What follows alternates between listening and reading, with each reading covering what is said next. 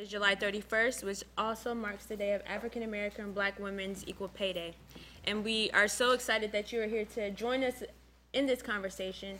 It's a conversation that I wish we didn't have to have at this day and time, but a conversation that we definitely need to have. So again, I will acknowledge my elected official colleagues who are with us today, and then we will do introductions, and then I'll pass it over to Representative House. So thank you, Councilmember Elizabeth Brown, for joining us. She is on City Council. She has been a champion for women's issues since she had joined council, and particularly with equal pay. So thank you so much. Senator Shirley Tavares will join us soon, as well as Councilmember Shannon Hardin, State Representative House, as well as Commissioner Kevin Boyce. Thank you all. And now if we could start at this end of the table and just go around and do introductions. I'm Daphne Davis. I work at Key Bank. I'm Amber Utsi. I also work at Key Bank. Hi, good afternoon. I'm Nicole Brandon, Human Resources Director for the city. Good afternoon. My name is Doreen Williams, and I'm a neighborhood community builder. Hi everyone, my name is Alexis Panell and I work in Council President Klein's office. Hello, I'm Rhiannon Childs. I'm the Communications Manager for Planned Parenthood Advocates of Ohio. I'm Lillian Morales. I work for Public Utilities. Hi, I'm Barb Sloop, President and CEO of Women for Economic and Leadership Development, WELD.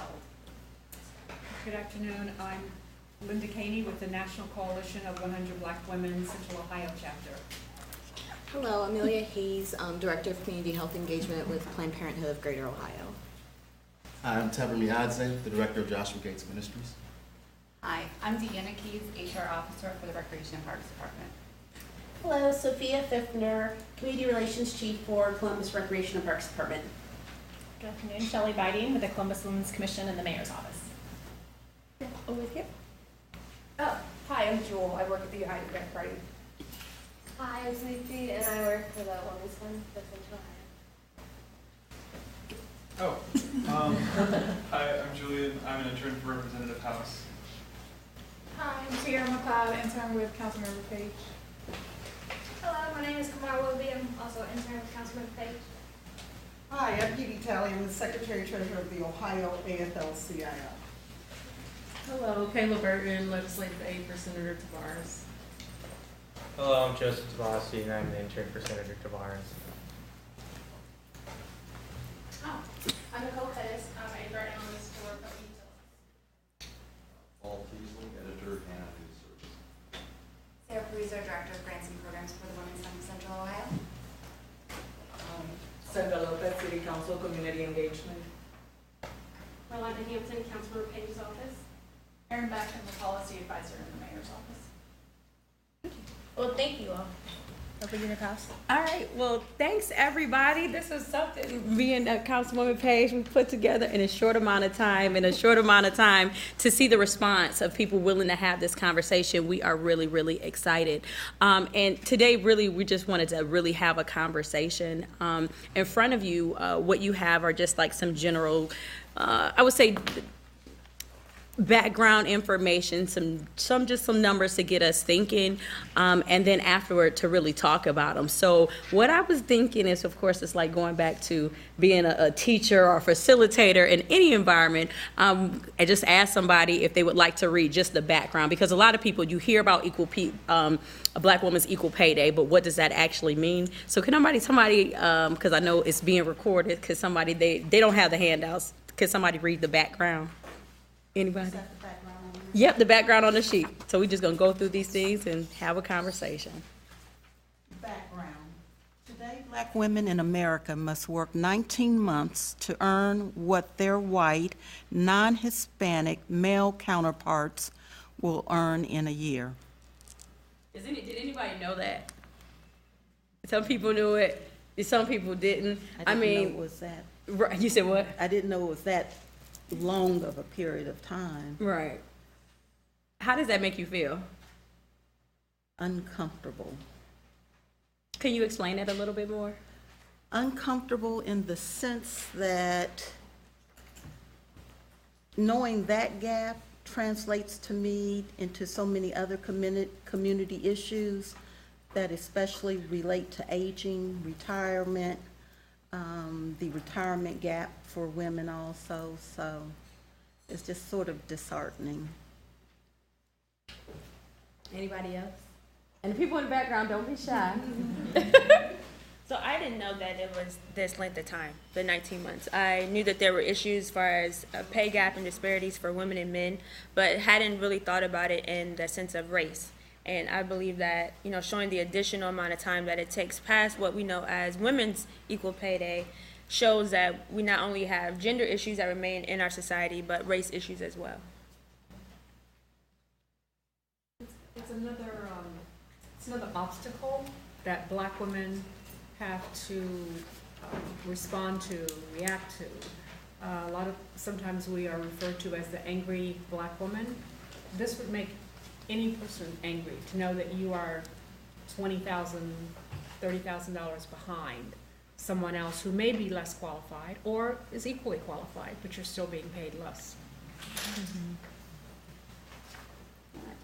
So when we hear, usually, I think this year, the Equal Pay Day that most people talk about happened in March of this, April. It was April this year, I know it's going. So it was April this year, and you hear 79 cents to, or 80 cents, I think it's about 80 cents now, to the dollar. But we know that statistic really is reflected on what white women make compared to that 80 cents to the dollar of what a white non-Hispanic male will make. So, but when you look into statistics, nationally, it's about 63 cents to the dollar for Black women. But here in Ohio, we're doing a little bit better. It says 64 cents, but it's actually 66 cents. So it's not better, but you know, it's 66 cents to the dollar. But then the other thing, one of the things that in this reading through research, one of the things that really jumped out to me was that point about what Black women with a college degree,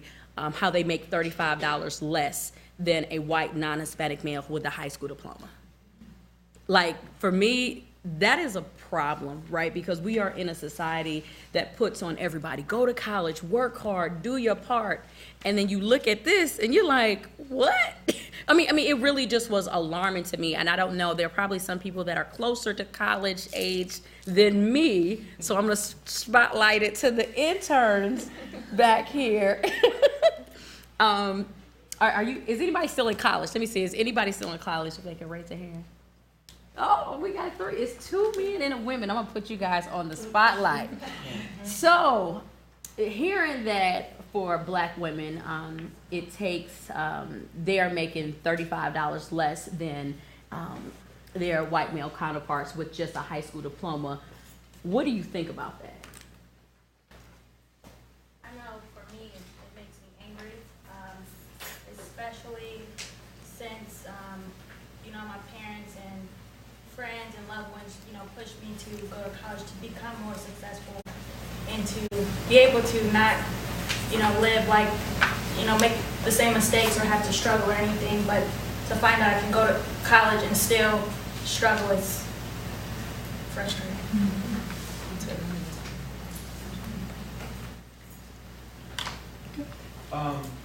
Personally, for me, I come from a position of great privilege, and I know I'm going to go into another sort of position of great privilege, so I just, personally, I have tried to incorporate a knowledge of that and an effort to sort of ameliorate that gap into whatever I do, and I know a lot of other young people who want to do the same thing and want to live in a society where everyone is given an equal opportunity to succeed, and that gives me hope. Well, I think it's kind of cool, and I think that it's counterproductive to this nation if we want to grow, and the fact that some people are not receiving equal pay just because of their race and their gender is just, it's an erroneous way of thinking. It's detrimental to our growth and the future of this nation and the youngsters that are coming ahead. Don't be shy. Anyone else? Yes, ma'am. You know, as a parent, I would like to think that I'm leaving the world a better place and an easier place for my daughter who is coming up behind me. And this is extremely concerning that she too is still going to have to deal with this. So just as a parent, it really stokes the fire in me to try to do something to improve what our chance of success and opportunity is. I was gonna say, if we're trying to address the problems, good to have like a holistic view. It's something that Jaisa Page mentioned, that we're dealing not only with gender, but also with race.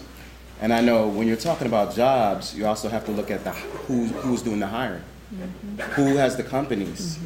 So one of the ways, and I know that one thing that's real good about Ohio, especially in Columbus, we have the MBE initiative. I don't know if you've heard about it, the EDGE MBE initiative for minorities and women businesses. So those businesses, they're being, given extra monies and extra resources to be able to be in a position of hiring. And that's a way to tackle the issue, because I know affirmative action has its limitations, but when you're going to hire someone, lots of times you might have more in common with a person of the same sex or of the same race sometimes. So. I'm just going to say thanks for speaking up, because I was intimidated, so you made me feel better about speaking up here. One, I want to thank Councilwoman Page and certainly State Representative House, who I've had the pleasure of serving with in the legislature. And then I also see Representative Kent here as well, so thanks.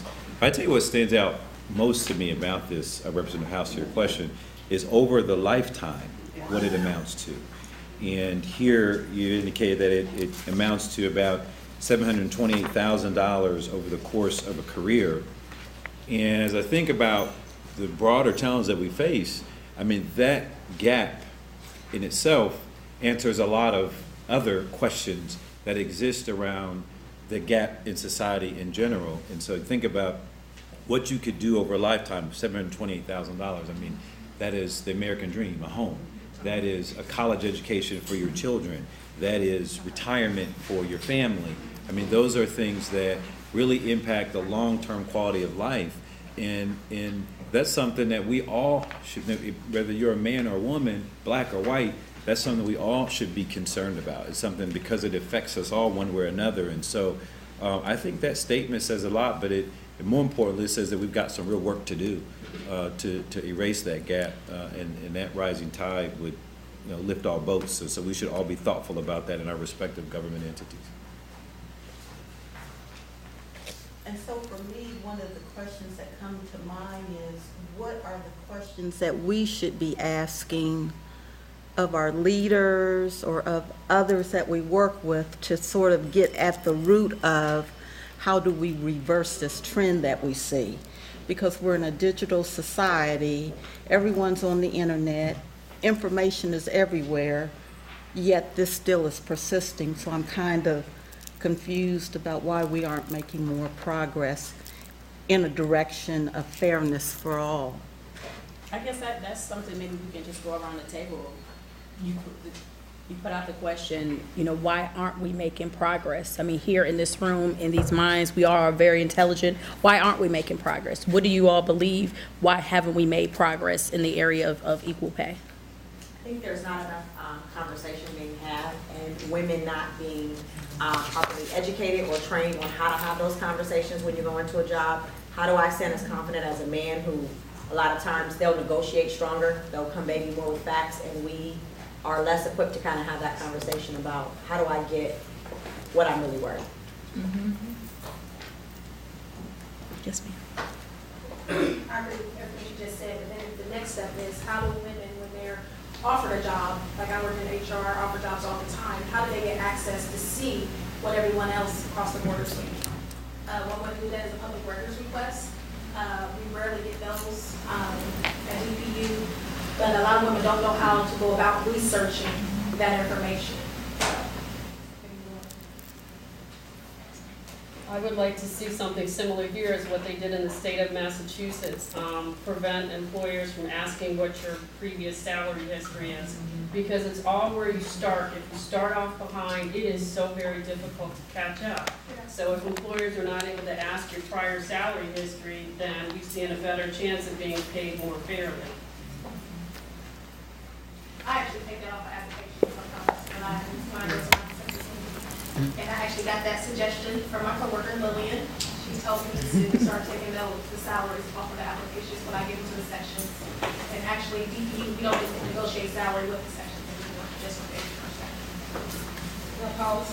I'd like to throw on the table too, that one way to help close the gap is through unionism. Black women in union earn $200 more per week when they are able to negotiate with their employer through having a union voice. Black women are also most likely the group of women to be unionized than any other groups of women. And the union advantage for Black women is very clear. 60.9% of Black women in unions have a pension plan, compared with only almost 40% of those that don't. So in addition to MBEs and entrepreneurship, working in a union environment can help close that gap because everything is transparent when you have the ability to negotiate for your freedom through a collective bargaining agreement. I just need to make one real quick announcement, and also to acknowledge our colleague who's joined us, Councilmember Marco Stenziano. No, he's not the announcement. As well as Joy Bibbins from Franklin County Job and Family Services. She's the director there. For those of us who are at the table, if you can make sure you're speaking into the mic, this is being recorded. And if you have a comment and you're on the outside of the table, if you can actually come up to one of the ends and again speak into the mic, just so we can make sure everyone's comments are recorded and we can hear it. So thank you all.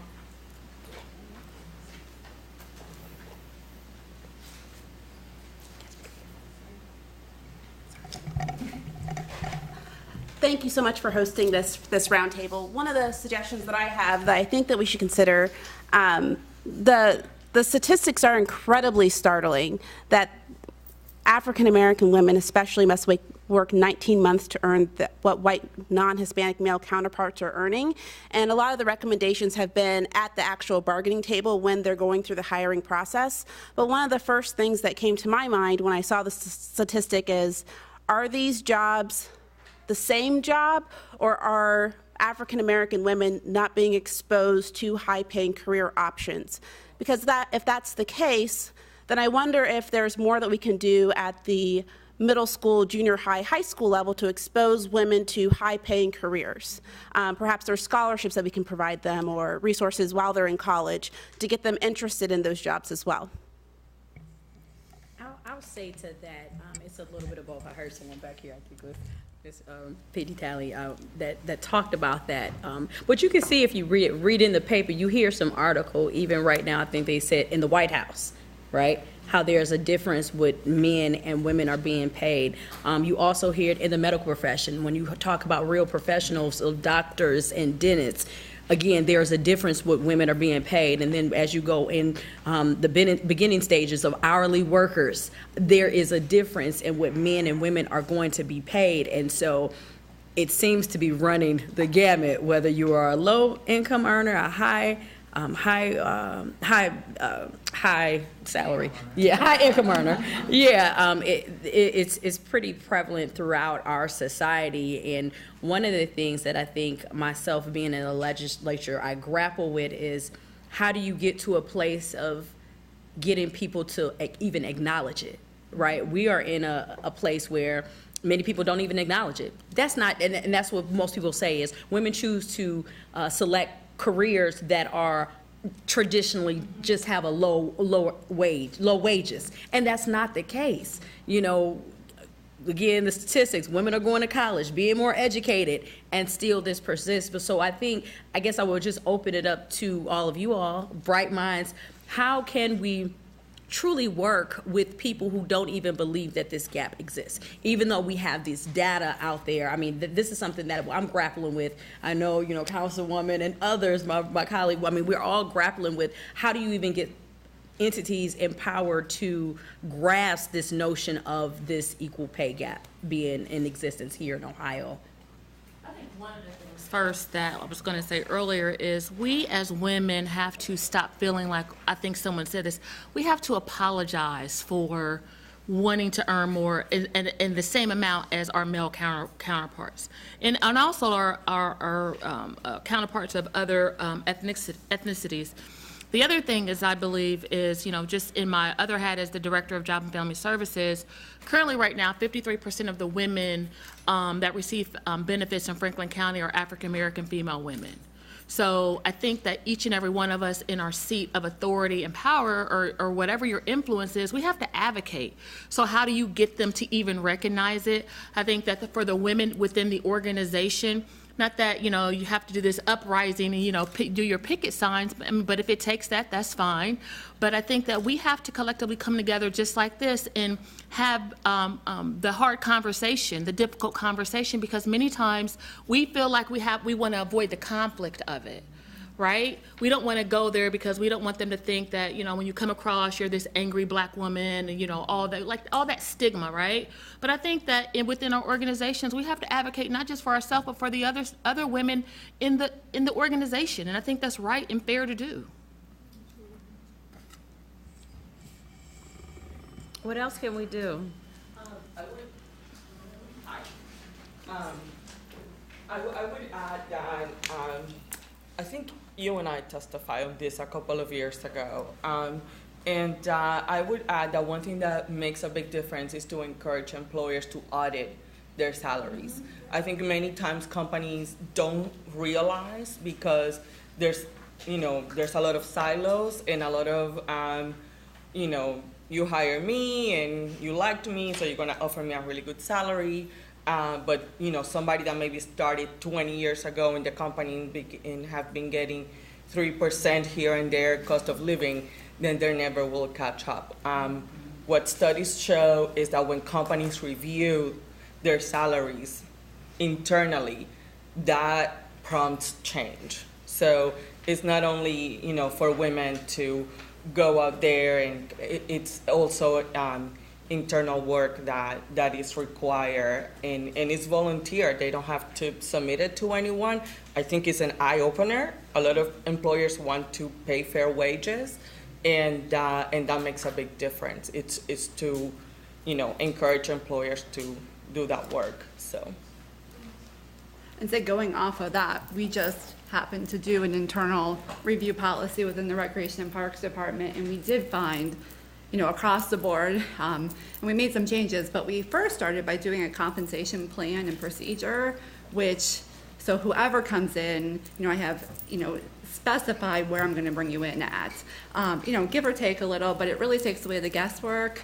And then I took that and reviewed the whole department. So I have to agree that it is, a good, practice and has really helped us. And I don't mean to interrupt the discussion again, but I would like to thank She does. Senator Taveras for joining us, as well as Council President Klein and Councilmember Shannon Hardin. Thank you, and particularly to the men who are here today. Thank you for your support, and you are also in positions to help encourage this conversation amongst your counterparts throughout not only the city, the state, but across the country. So thank you for your support as well.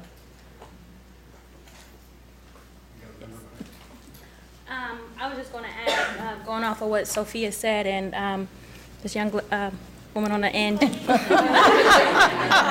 Brownie points. I was just going to add that I feel like that I am an example of, starting off young. I remember my middle school teacher was asking me what I wanted to do when I get older, and I said a secretary.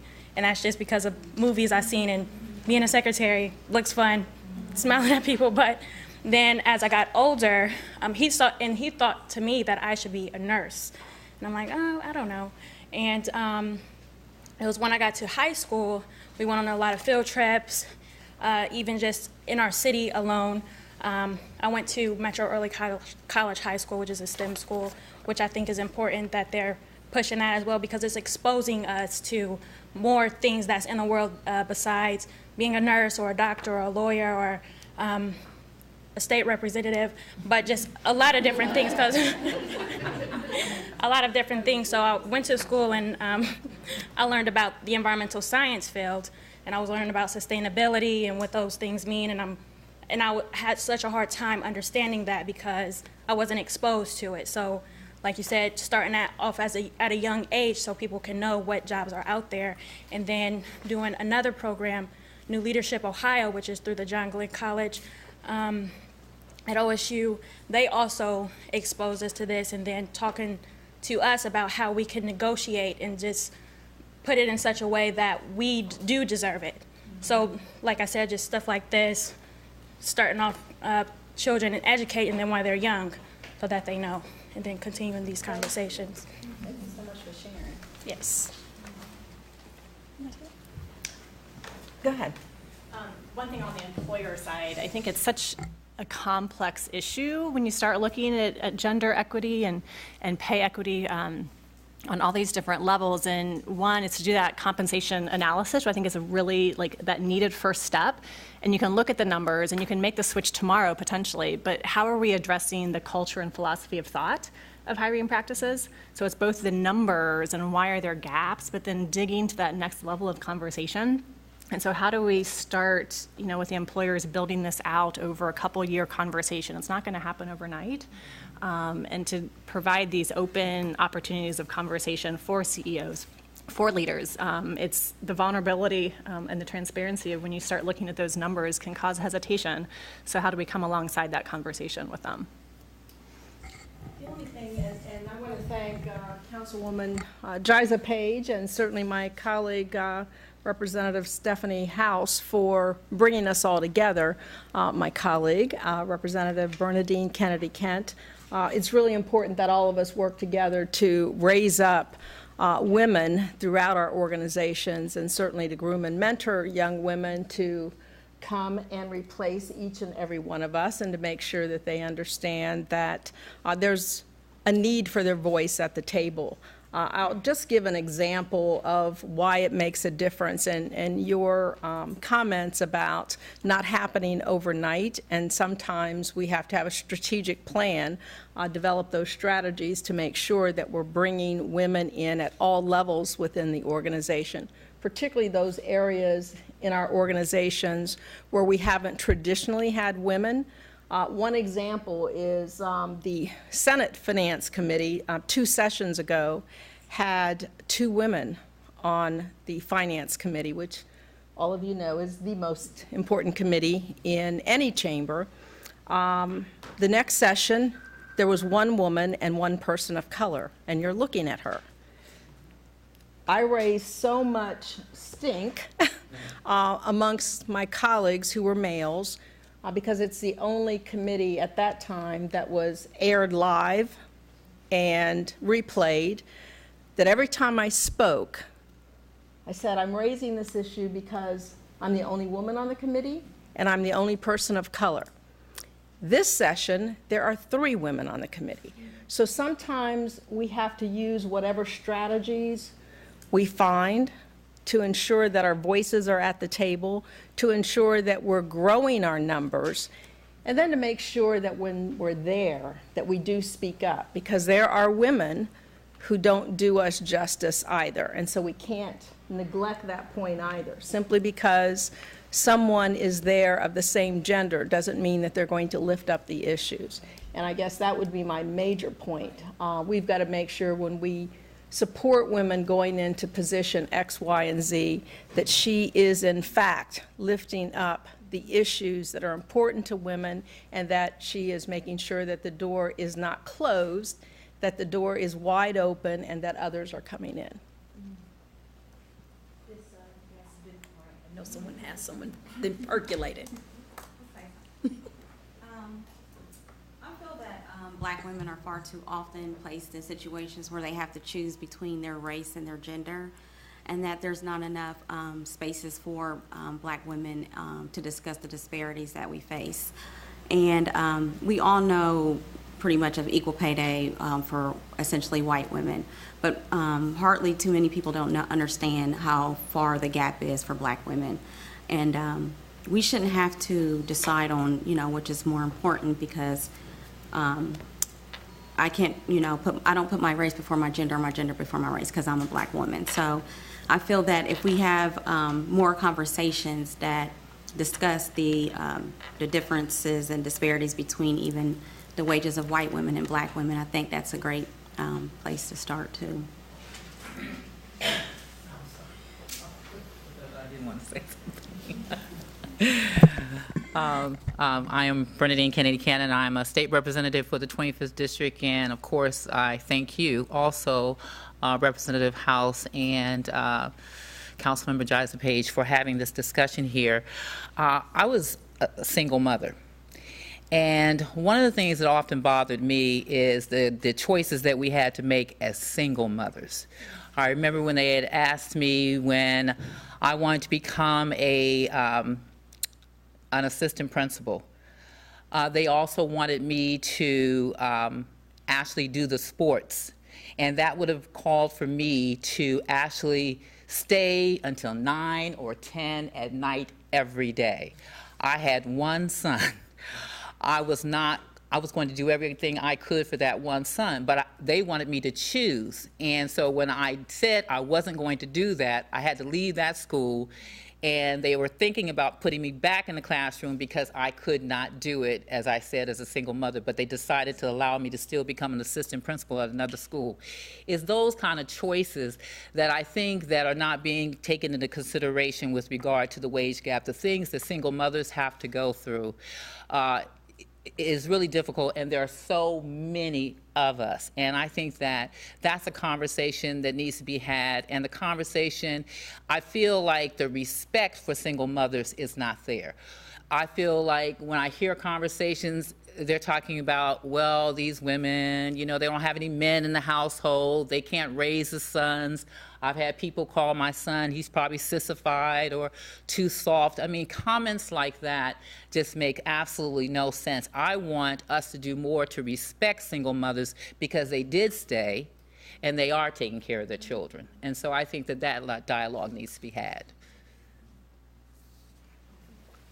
We had some other people join us. Anybody on this side want to say anything? No? I do have something to add. Representative Kent's comment kind of goes to what I thought I was having, particularly in my profession. I'm an attorney as well. And there is one of my colleagues, she is on her second pregnancy. She's the same age as myself. And to kind of be on a partner track, it's typically like 5 to 7 years. But when you think about time that you have to take off to have a baby and the amount of time that you take off after you have the baby to actually, you know, I don't have any kids, so I don't know the proper terms and everything. But, you know, it's usually like 3 months or so. And that puts you behind because it's for that 3 months that you're not able to make that billable hours requirement. And firms look at you, you know, they keep you in that associate track where your male counterpart who has a baby, but his wife may be at home or she's in a different profession, he can stay at work and he takes off a week here or there and he's able to make that billable requirement and then be considered for partner. You know, that is reflected not only in the legal profession, but other professions as well, as women want to have families. And sometimes you're discouraged. You know, wait later in life and you can still have those same things. If you want to make the money now, you have to do it now while you're young. And I think that, again, that goes to the wage gap that we see. And we need to encourage employers to be more supportive of single mothers, of mothers in general, so that they are able to make the same wage as their male counterparts. How do we encourage employers, but at the same time empower women and teach them how to negotiate? You know what I mean? Like, what is the class on negotiation? It's one thing to have a degree, I think. I'm thinking particularly for my customers. You know, there's a lot of educated women certainly in this room, but then I represent a constituency of women who some of them may not have the exposure, let me state that, and feel like they can't negotiate their salary. They have to, if you say, you know, you can't work past, if you have to stay until 9:30 and you can't go home to your family, they feel like, okay, then, you know, I'm gonna have to quit my job, but they don't feel like they have a voice to speak up. So where is the resources in the classes and the groups on how to negotiate and lean in at the table, speak up at the table, so that you have both and? At the risk of self-promotion. Yeah. But WELD is Women for Economic and Leadership Development. We've spent a whole year of programs this year to teach women how to, number one, have the confidence in their value, assess their value, research their compensation, and our program for August is actually on negotiation, featuring a very well-known individual who has a company on the art of negotiation. And you're right. You know, for women, it's hard to make that ask on behalf of themselves, where you have to pretend you're making it on behalf of your children or your mother, for anyone but yourself, and that tiger lady comes out in you. So, you know, there are classes through WELD, you know, there are a lot of classes through other leadership development programs, but, you know, unfortunately in our school system, sometimes they don't have opportunities like that when they're younger and they can, in those formative years, but it's better late than never, if you will. It's WELD, W-E-L-D, Women for Economic and Leadership Development. So on August 16th, we'll have a group of women in there learning how to negotiate and ask for what they deserve and what they're worth, and having the confidence to do so. Okay, I had a question because what, Madam, I didn't get your name, but you raised a very important point. I'm the young lady you're pointing to? Yes. Thank you. My name is Bernadine Kent. Okay, Bernadine Kent, okay. Representative Kent. Gotcha. Okay. My mom, she's a professor at Wright State, and she just had an opportunity to get promoted to another position. And the thing about it, she was making the steps, and kind of like yourself, when they look at the people who they have on board, she's the most qualified. This is the person we want at the door. But because of child home situations, trying to navigate that, you know, now you can't get that opportunity. As far as skills-wise, this is the person we want you in. So I'm thinking what might be a solution to that is looking at different initiatives or something we can do where we can say, okay, this can take care or alleviate that situation. That way the most qualified person can still get the job, because you want the most qualified person to be able to drive your business or whatever it is, your initiatives forward. So I don't know if anybody's ever heard of some things like that where they might have set up a program of evening daycares or some kind of system. I haven't heard of it, but I'm just bringing it up. So.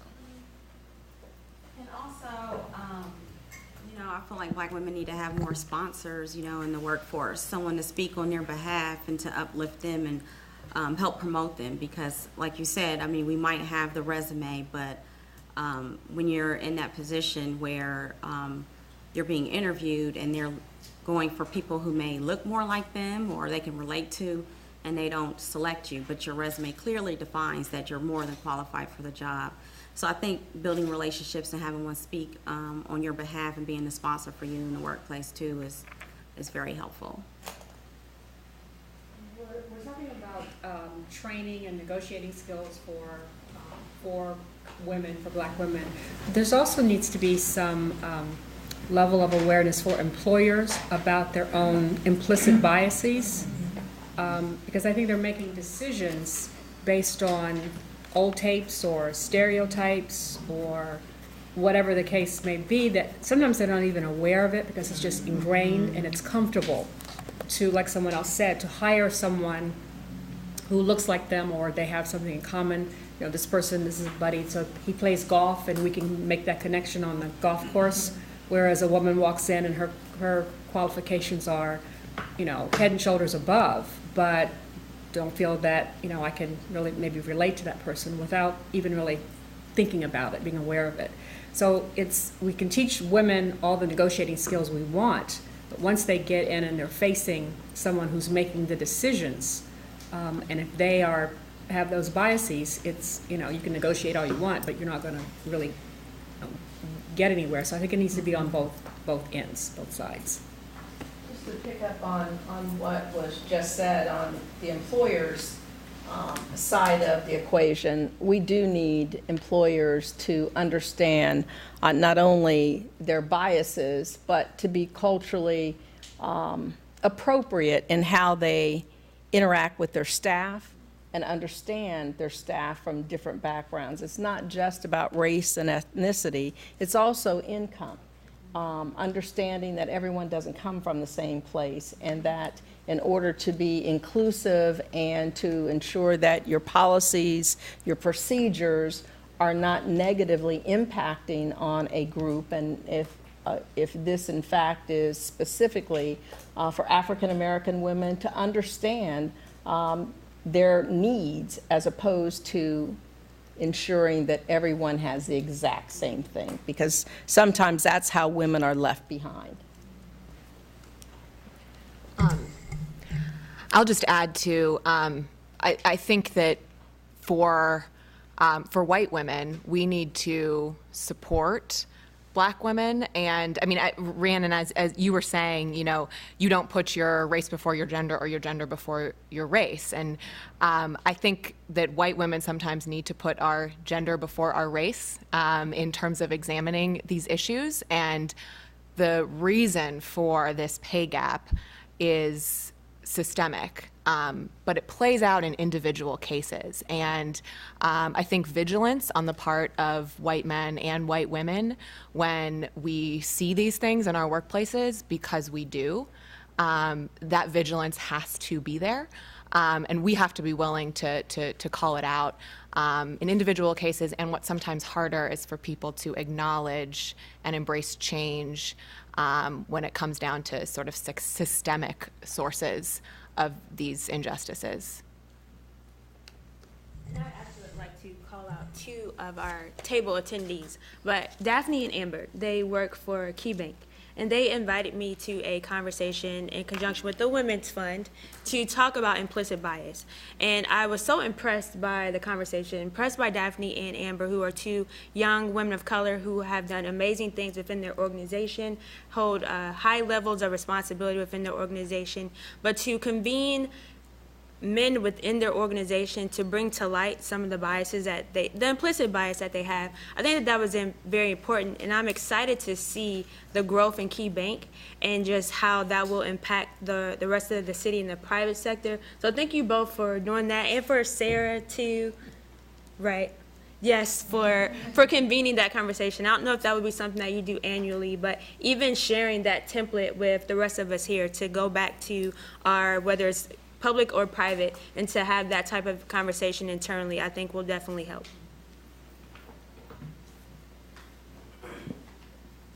I think a key thing is to, you know, it's very easy for a group to say, well, that's not my problem, that's a woman's issue, or that's a Black woman's issue. Collectively, it's a community issue, right? Going back to what Commissioner Boyce said earlier, when you have a group that is paid less money, get less in retirement, and therefore might have to rely on the community more in order to get by, that's a systemic community issue. And when we put everyone on the same side as opposed to opposing sides, I think we have a better opportunity to come to the table with real solutions. To share from my perspective in human resources, I think that you know, I'm in a position where I can affect some change, and one of the things that I think is really important when we are interviewing is that the panel is diverse. There's people of color, and both genders are reflected.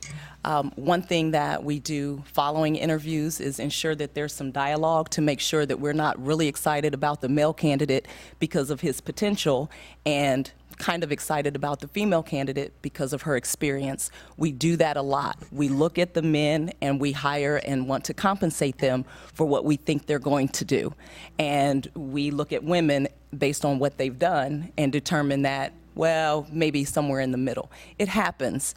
I've been guilty of it. It happens. It's something that culturally, as an organization, we've allowed to happen. But now that there's so much more discussion about the issues, about the gap, I think that someone said companies don't want to do this the wrong way. They want to do the right thing. It just needs to be in their face. They need to understand the differences. And sometimes I say, do you realize what you just did? Do you realize what you just said? And so let's go back and look again or consider the candidates again. So I think that, as you mentioned, when we're at the table, when we have an opportunity to share our voice, we should do it. We should be unapologetic about it and make sure that we're representing not just African American women, but all women, because the gap is real for both. So I just wanted to say that because I do appreciate the position that I'm in and try to use my position to influence in a positive way. So. Piggyback off what she said, I think that is huge, because as a person, when you're in a position to hire, you have to reflect inwards as well and say, am I creating the same opportunities for everybody that's presented to me? I had a manager once who was concerned because her whole team began became women. And she was like, well, I should hire a man because, no, if the candidates that you're interviewing are women and they're the more qualified candidates, then that's what you're going to have as a staff of women. And it's not being afraid because of what people are going to look at you from higher up or different positions to say, oh, well, you have a whole team of women or you have a whole team of African Americans. I have a team of qualified candidates who I chose based on their experience and what they can bring to the table. And that's where we have to be able to be honest with ourselves too and make sure that we're making the right decisions as well when we're in those positions. The only caution I would give on that, and I totally agree with what you said, is that when we aren't reflecting the diversity of our customers and our community, that you do have to look at race and ethnicity and other factors as well. Yes, do we have many, many qualified women that should be in those positions? Absolutely.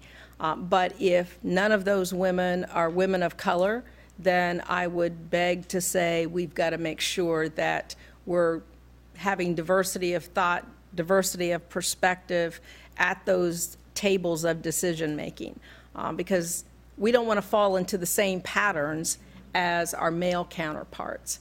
And I do know that if we're not in the room, decisions are made about people who don't look like the people who are in the room. So I would just say that, yes, you want the most qualified individuals, but I've kept positions open and went through several rounds in order to make sure that my team reflected the customers that I was seeing.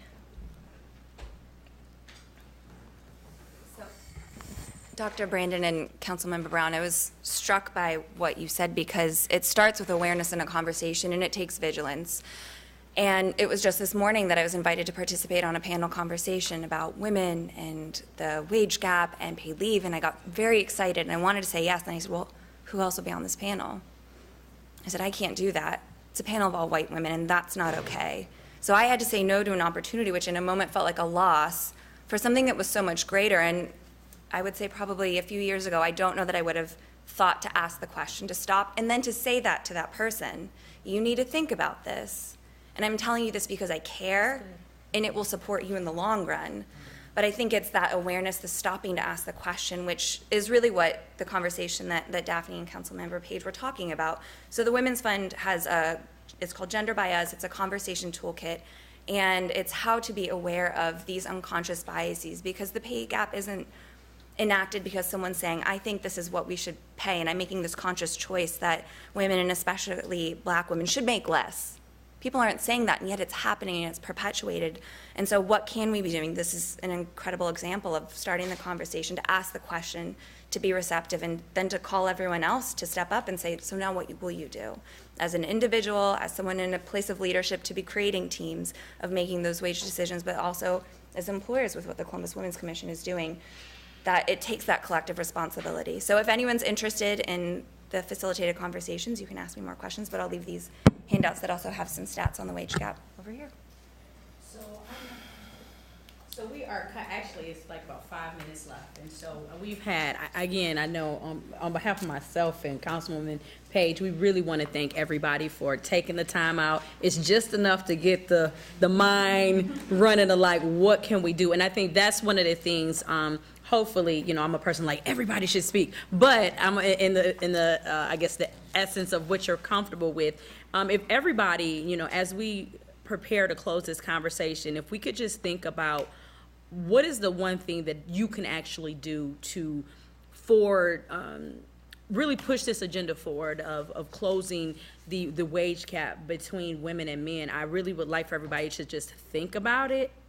And then we're going to start and just go around the room, and that will be our day. So, is there any brave heart that would like to start first? I'd like to start. Yes, ma'am. Okay, so being someone who is a college student about to graduate, I knew there were these. Just knowing that these issues exist wasn't enough. Knowing the exact stats, like the 60 cent to every dollar and the $700,000 and so over a lifetime, it was really eye-opening to me because, of course, I knew it existed, but I didn't know it was that big of a gap. So for me, it's knowing that a person about to enter into the workforce, that is something that I need to pay attention to and something that I need to make sure I'm asking the right questions and bringing up the right things when it comes to interviews and things like that. And just sharing what I've learned here today with those around me who probably are like me and didn't know that these things existed or didn't know how the severity of this issue. So I'll tell you one thing I'm going to do. I introduced in the last General Assembly what we call the Fair and Acceptable Income Required Act, which would ensure that we are looking at the pay scales of women to ensure that we are being fair and equitable in our wage decisions. So I'm going to reintroduce that in this General Assembly. The last General Assembly, it was Senate Bill 218. So we'll reintroduce that, and I will certainly get my colleagues in the House to do the same.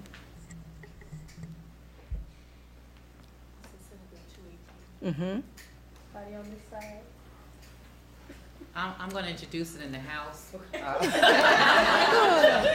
Just throwing that out there. And I will help Representative Kent with whatever she needs to help introduce it in the House. So I've done a lot of research into, I guess, like why women run for office and like why they choose to make that decision. And I think that what I found from that was that women, they don't think that they're qualified. I think that that translates across the workforce. I think that women think they're not qualified for positions. And I think that for me, as someone who also is just entering the workforce or just recently graduated from college, I think I'm going to take that knowledge with me and to also make sure everyone else knows, like make sure you're applying for jobs that, you know, maybe you're not qualified for, but you have the potential for, that you can check off, that you don't have to match your resume up with that position, and that you can actually, I guess, grow into the position to also sell yourself into that. So I think that that's really important. I'm a resume writer for Franklin as well, and I teach, when I do my resumes for the students, kind of piggyback off what she said, I teach the students that they have transferable skills. Like a lot of them come out of college, don't think that they have the qualifications. Some of them have been out of college for a while, but they haven't gotten into their field. So I teach them and I stress to them to make sure they talk about the transferable skills that they have. Look at the job descriptions that they are interested in, look at the things that they have done, and find similar skills and present that when you go to your interview. Because if not, if you don't say that it's a transferable skill, if you don't demonstrate that it's a transferable skill, the interviewee or the interviewer will not know, and they will just look at the duties that you put on your resume. So take advantage of any resume writers that you know, practice, look at the civil service exams. This young lady here talked about sponsorship. If you have someone in a position of power or in a position that you want to grow into, ask them what do they do on a daily basis? What are the skills that they have? Are there any programs that they can take? And if you are associated with a college, take advantage of the resume writers there. They can really help you out and practice some interview skills with you. I like to say that when I was growing up, I didn't know anything about this. My mom was a stay-at-home mom. Traditionally, her mom was a stay-at-home mom. So when I went to work and I had kids, I thought I was doing the best thing ever.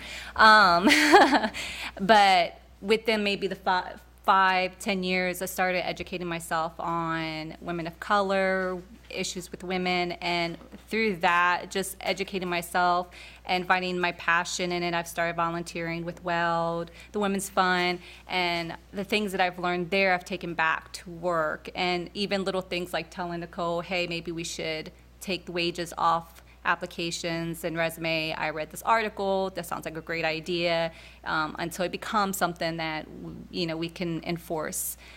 So I think for me is educating myself, and through educating myself, I've been able to educate my adult daughter, who she's starting to learn a little things, and she's telling me about job opportunities where she works at, how there's all women, but they're all dead-end jobs. So I also want to, you know, say that there's no small feat. I might not be a representative or a council member, but I can still make impact with my children, with my friends, family, and especially where I'm working at. So.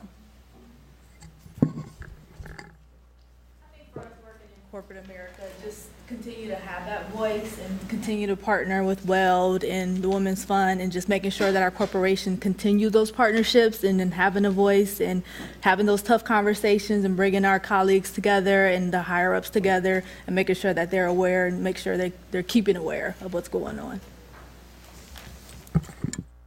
I think I'm going to do two things. I'm going to, the organization that I lead is it's made up of 600 employees.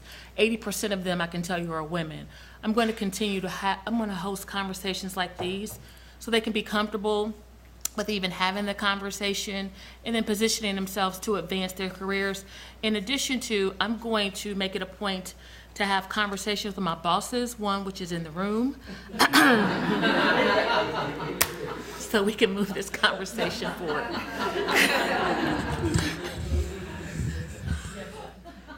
Okay, and for so many lesser speakers like Representative Kent, Director Brandon, and Representative Beatty, and a simple actionable step for me is, as a result of this meeting, Not Senator, I'm sorry, Senator Vars. See, I'm young to the power structure.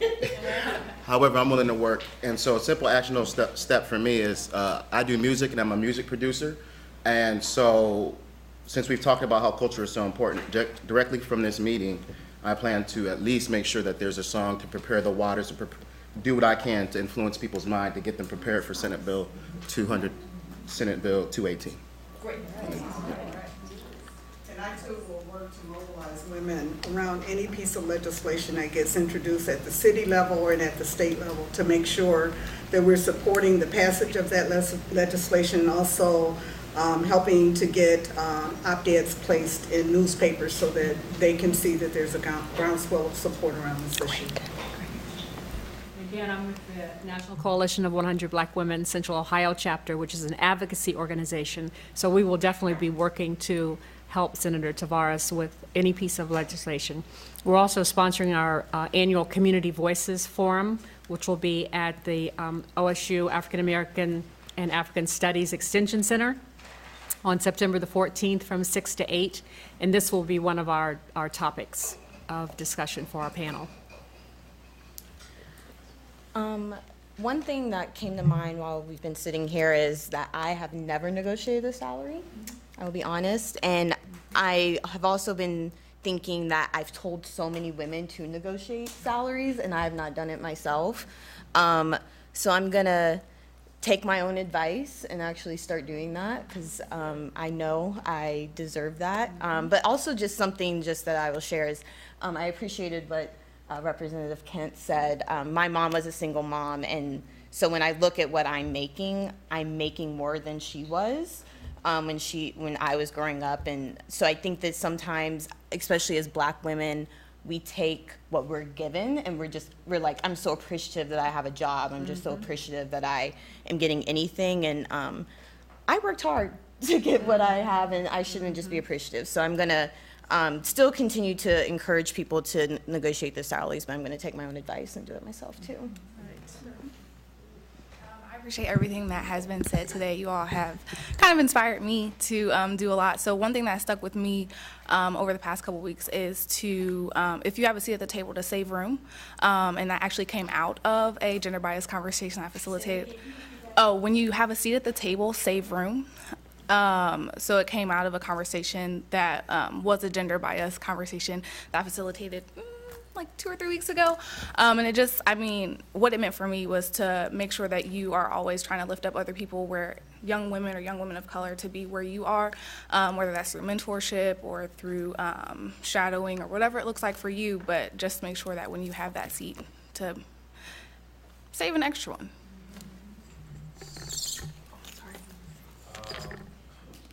So oftentimes I think, and I don't know, I've only been at the county for about 7 months, so I know there have been salary audits conducted, and I'm catching up on some of those. But oftentimes, the ones that I can see have focused on comparative data. So you take a position here in Ohio, and you look at this, or in Franklin County, and you look at the same position in Cuyahoga County or another state, as opposed to looking at gender and race elements as a part of those considerations. And so one of the things that I'm going to go back to Franklin County and ask is, in the future, I want that data as well on those salary audits so that we can ensure we're doing a true audit. So we're not just bringing our salaries in comparison to industry standards nationally, but we're also looking at those biases that have been incorporated into positions over time because you're a woman, because you're a Black woman, and then we feed into it by memorializing it into a new salary schedule. So I think it's something that hasn't been done, but can be done.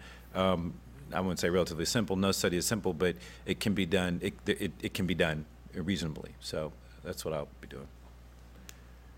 Is there anyone else? I would like to wrap up with a couple of things. I think I want to do two things on a civic level as well as on a professional level. On the civic level, I want to make sure that I pass along these critical stats to all of my residents in my neighborhood, as well as to all of my social networks. The more people know the facts, the better it improves the situation. The second thing is, I think a gentle question in any scenario that I'm in, and that gentle question always asking this question, and that is asking folks, how are they contributing to closing the wage gap? I even see that in an interview situation. What's your contribution to closing it? And I think that will be insightful to me as well as to the parties that I asked that question of. Well, we are ending. I want to thank everybody. Thank everybody.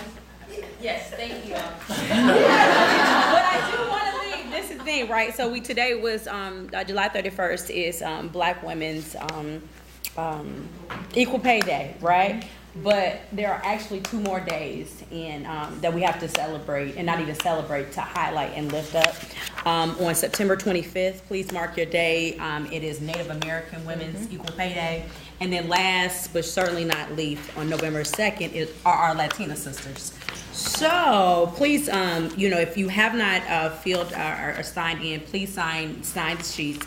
And between Councilwoman Page and myself, we will be following back up with you all and hopefully inspire you all to lift up these voices, because this is happening all throughout the year. So we thank everybody for their support and enjoy the rest of your day. And if we could do just a group picture, some type of way, Rob will take the picture, but maybe some way we can figure out how to do a picture. I think we're going to go in the hallway, but the only thing is if you parked at a meter and if it ends at 4, please don't worry about the picture, because that's not your car to get towed. Are the ones on?